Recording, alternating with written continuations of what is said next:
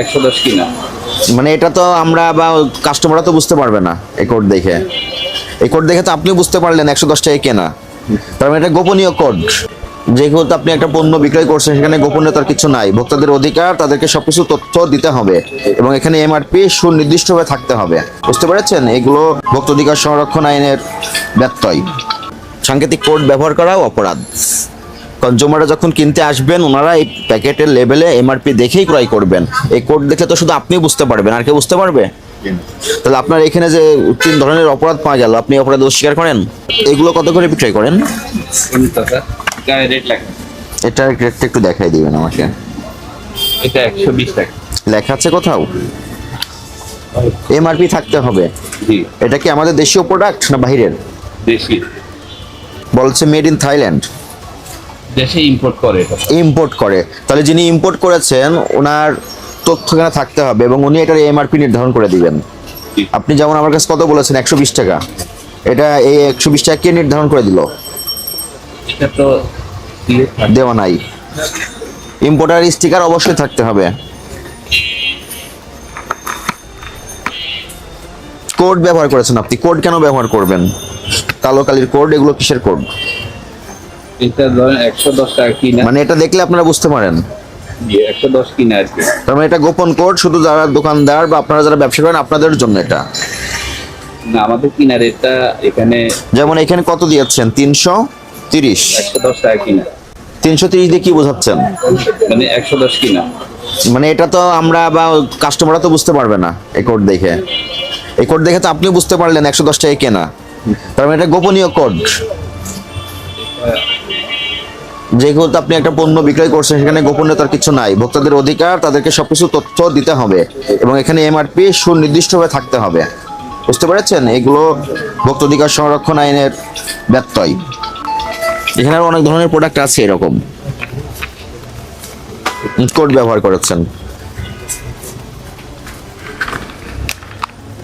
যে কোড ব্যবহার করা, মার্কেটে দিয়ে কোড ব্যবহার করা, এগুলো সব এখানে থাকবে। হ্যাঁ, এগুলা রেট আছে, এগুলা রেট আছে। ঠিক আছে, এটা এটা ঠিক আছে। এগুলারও রেট। তাহলে আপনি তো জানেন যে এটা হচ্ছে বৈধ পদ্ধতি, তাহলে এগুলো তো অবৈধ পন্থা অবলম্বন করা হলো। এইগুলোর ক্ষেত্রে আপনার কি বক্তব্য? এগুলা ওই নিজেরা রেট লাগে। না, এটা অবৈধ প্রক্রিয়া, এটা করা যাবে না। এটা করার আইনগত কোনো সুযোগ নাই। জি স্যার। কোড ব্যবহার করা রেট আছে। এটা রেট। ঠিক আছে, আমদানিকারকের স্টিকার থাকলে ঠিক আছে সেটা। এই কোম্পানি দেয় না, স্টিকার দেয় না। একটার স্টিকার নাই, প্রত্যেকটাই কোড ব্যবহার করেছেন। এই কোম্পানিটা স্টিকার নেই স্যার। এগুলো সব বের করে বাইরে রাখেন, এখানে সবগুলো বের করে এখানে রাখেন। জি। চেক দেওয়ার পরে যদি মেয়াদ ওষুধ পাওয়া যায়, এটা কোথায় সংরক্ষণ করেন? ওইটাই পাচ্ছে স্যার। আমাদের পিছনে পার্কিং করা। প্রাইস কেটে কালি দিয়ে মুছে নতুন করে প্রেস লাগানো কোন দিকে রাখে? এখানে আমি কিন্তু সব দিয়েছি খুঁজে খুঁজে। এই যে প্রেস কাটা আরো আছে তো। ম্যানেজার সাহেব, আপনার নাম কি? রাকিব। রাকিব সাহেব। আপনার এই প্রতিষ্ঠানের বয়স কতদিন? আজকে 20 বছরের মতো। 20 বছর। আমি কত মিনিট দেখলাম আপনার প্রতিষ্ঠান? আধা ঘন্টা হবে। জি স্যার। আধা ঘন্টায় দেখে এগুলো বের হয়েছে। এখানে কি কি অ্যানামলিস পাওয়া গেছে আপনি বুঝতে পেরেছেন? জি স্যার। কিছু প্রোডাক্ট আছে যেগুলোর আপনি প্রাইস নিজেরা কেটে নতুন করে প্রাইস বসিয়েছেন, প্রাইস কাটা। কই আর কোথায়? আমি তো সব খুঁজে দিয়েছি এখানে, প্রাইসগুলো কাটা। এই যে স্যার, এটা প্রাইস কাটা। ইন্ডিয়ান প্রাইস ছিল তো। তাহলে আপনি কি প্রাইস কেটে মুছে দিয়ে নতুন করে প্রাইস বসানোর এখতিয়ার, আইনগত এখতিয়ার আছে আপনার? জি না। তাহলে এটা আপনি কেন করেছেন? এটা স্যার ইন্ডিয়ান প্রোডাক্ট থাকার কারণে প্রাইসটা। এটা তো অপরাধ সংগঠিত হচ্ছে, আপনি অপরাধে দোষ স্বীকার করেন। আচ্ছা, এখানে কিছু প্রোডাক্ট আছে যেটা ডিসেম্বর মাসে মেয়াদ শেষ হয়ে গেছে, নভেম্বর মাসে মেয়াদ শেষ হয়ে গেছে 2024 সালের। এখানে আরো অনেক পরিমাণ আছে, এগুলো তো আমি আপনার কাছে দিয়েছিলাম। মেয়াদ উত্তীর্ণ পণ্য আপনার এখানে পাওয়া যাচ্ছে। মেয়াদ উত্তীর্ণ ঔষধ বিক্রয় করা বা বিক্রয়ের প্রস্তাব করা বা বিক্রয়ের উদ্দেশ্যে প্রতিষ্ঠানে সংরক্ষণ করা অপরাধ। আমরা আপনি স্যার আজকে সব স্টার্ট দিতে সতর্ক হতে হবে আপনাকে। জি স্যার। তো এই মুহূর্তে আপনার এখানে যে মেয়াদ উত্তীর্ণ ওষুধগুলো পাওয়া গেল, এই বিষয়ে আপনার অপরাধে দোষ স্বীকার করেন আপনি? জি স্যার। আর পাশাপাশি কিছু প্রোডাক্ট আছে এগুলো অবৈধ প্রক্রিয়ায় আপনার এখানে এসেছে এবং আপনি সেগুলো বিপণন করছেন, যেগুলোর কোনো বৈধ আমদানিকারকের স্টিকারটি নাই। এবং একটি প্রোডাক্ট যদি বাহির থেকে আসে, যিনি আমদানি করবেন উনি এটার এমআরপি ডিক্লেয়ার করে দিবেন, আপনি সেই এমআরপি অনুযায়ী বিক্রয় করবেন। তাহলে একজন অবৈধ ব্যবসায়ী যিনি অবৈধ প্রক্রিয়ায় উৎপাদন করেছে এবং আপনার মাধ্যমে আপনি তার পণ্য বিক্রয় করে দিয়ে তাকে সহযোগিতা করছেন, এইগুলো আর করা যাবে না আপনার। জি স্যার। ঠিক আছে। আর এই পাশে যে পণ্যগুলো আছে এগুলো বাইরের পণ্য আপনার বক্তব্য অনুযায়ী, তো এগুলোর একটাতেও ইম্পোর্টার স্টিকার নাই এবং এমআরপি নাই, আপনি প্রত্যেকটাই কোড ব্যবহার করছেন, সাংকেতিক কোড। জি সাংকেতিক কোড ব্যবহার করাও অপরাধ। কনজিউমাররা যখন কিনতে আসবেন ওনারা এই প্যাকেটের লেবেলে এমআরপি দেখেই ক্রয় করবেন। এই কোড দেখলে তো শুধু আপনি বুঝতে পারবেন, আর কেউ বুঝতে পারবে?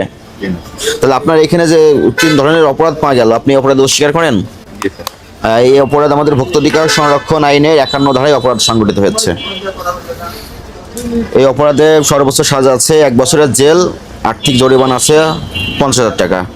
আপনাকে আজকে সতর্কতামূলক 40,000 টাকা আর্থিক জরিমানা করলাম, এবং ভবিষ্যতে আপনি এই বিষয়গুলো অধিকতর সতর্ক থাকবেন। স্যার আমাদের ঠিকঠাক একটু দেখেন স্যার, আমরা ইয়ের পরে এই 5টা মাস আমাদের বেচা কিনা হয় না। তাহলে এগুলো কেন করলেন? আপনার তো প্রতিষ্ঠানের বয়স 20 বছর। আপনি যদি বলতেন নতুন প্রতিষ্ঠান, সেক্ষেত্রে আপনাকে একটা সুযোগ দেওয়া যেত। আপনি 20 বছর ধরে তাহলে এগুলো করে এসেছেন। জি না স্যার, এগুলা এই র্যাকে দেখলে কিন্তু আরো অনেক পণ্য পাওয়া যাবে, এইগুলো সব সরিয়ে ফেলবেন। যেগুলো বাইরের পণ্য সেগুলো আপনার স্বার্থে, ভোক্তার স্বার্থে যে আইনসঙ্গত নিয়মকানুনগুলো বলা আছে সেগুলো মেনটেন করবেন, এবং মেয়াদোত্তীর্ণ ওষুধ একটা বড় চেম্বার করবেন, সেখানে স্টিকারে ঘোষণা দিবেন, দিয়ে ওখানে সংরক্ষণ করবেন। আপনাকে প্রথমে জিজ্ঞাসা করেছিলাম মেয়াদোত্তীর্ণ ওষুধগুলো কোথায় রেখেছেন, আপনি কিন্তু একটা সাইড আমাকে দেখিয়ে দিয়েছেন। তারপরও এই সাইড থেকে বের হয়েছে না ওষুধগুলো, তাহলে এখান থেকে কেন বের হবে? আপনাকে সব এক জায়গায় গুছিয়ে রাখতে হবে। তারপরে যে পণ্যগুলোর আপনি প্রাইস ঘষা মাজা করেছেন, এগুলো করার এখতিয়ার কোনো খুচরা ব্যবসায়ীর নাই। যদি আপনি আমদানি করতেন সেক্ষেত্রে আপনি করতে পারতেন, তো সেটা ঘষা মাজা করে নাই, এমআরপি ডিক্লেয়ার দিয়ে স্টিকার আকারে করতে পারতেন। ঠিক আছে, এইগুলো করা যাবে না। স্যার আমার ফাইনটা কমাই দেন স্যার প্লিজ। ফাইন কমানোর পিছনের আপনার ব্যাখ্যা কি হতে পারে বলেন? একবার সুযোগ দেন স্যার। কেন এই প্রতিষ্ঠানে তো এর আগে অভিযান হয়েছিল, এবং তখনও আমার ধারণা এবং বিশ্বাস এই কথাগুলোই বলে গিয়েছিল যে কি করতে পারবেন কি করতে পারবেন না। আপনি তো সেটা তো অনুসরণ করেন নাই। সামনে থেকে করবো স্যার। সামনে থেকে করবেন, তাহলে এতদিন কি করলেন? এর আগের বার কত জরিমানা হয়েছিল? 5,000 টাকা। 5,000 টাকা জরিমানা হয়েছিল দেখে আপনি কোনো গুরুত্ব দেন নাই। আপনার উচিত ছিল 5,000 করে, কিন্তু আপনাকে সতর্ক করা হয়েছিল ভবিষ্যতে আপনি এই বিষয়গুলো অধিক সতর্ক থাকবেন, কিন্তু আপনি সেটা আমলে নেন নাই। এবং আপনার এখানে যেগুলো পাওয়া গেছে এগুলো অগ্রহণযোগ্য, অযৌক্তিক। আপনার প্রতিষ্ঠানে যদি আমরা খুব ভালো পরিবেশ দেখতাম, আপনাকে আমরা অধিদপ্তরের পক্ষ থেকে ধন্যবাদ দিতাম, কিন্তু আপনি তো সেটা সেই জায়গাটা থেকে আপনি সফল হতে পারেন নাই। পূর্বে আপনার এখানে অভিযান করা হয়েছে, আপনাকে সতর্ক করা হয়েছে। আপনি একবার ইয়ে করেন, আমি দেখেন না কি করে, আমি সব ঠিক করে ফেলি। আপনি যেটা রায় হয়েছে এটা এক্সিকিউট করেন আগে। স্যার আমাদের প্রসিকিউশনে একবার স্পেসিফিক ভাবে লিখেন এগুলো। স্যার আমাদের এইবারের জন্য একটু ক্ষমা করেন স্যার। স্যার একটু এইবারের জন্য ক্ষমা করেন স্যার। প্রাইস ঘষা মাজা করে কেটে ওভার রাইটিং করা, মেয়াদ উত্তীর্ণ ওষুধ পাওয়া, বিদেশি পণ্য আমদানিকারক স্টিকার না থাকা, এগুলো করবেন, এক্সিকিউট করেন। জি sir. like, share and subscribe.